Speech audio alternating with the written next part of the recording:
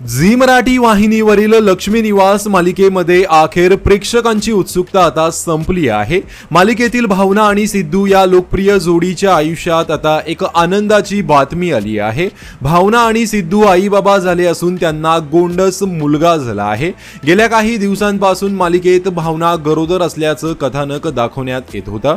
त्यानंतर आता अखेर या दोघांच्या आयुष्यात बाळाचं आगमन झाल्यामुळे मालिकेमध्ये एक भावनिक आणि आनंदाचा क्षण पाहायला मिळणार आहे।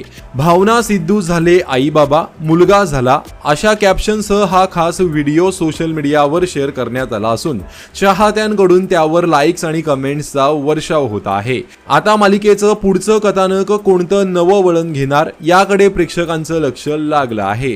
तर लक्ष्मी निवास मालिकेतील हा खास ट्विस्ट पाहण्यासाठी तुम्ही उत्सुक आहात का आणि ही मालिका तुम्हाला आवडते का? कमेंट करून नक्कीच सांगा। धन्यवाद।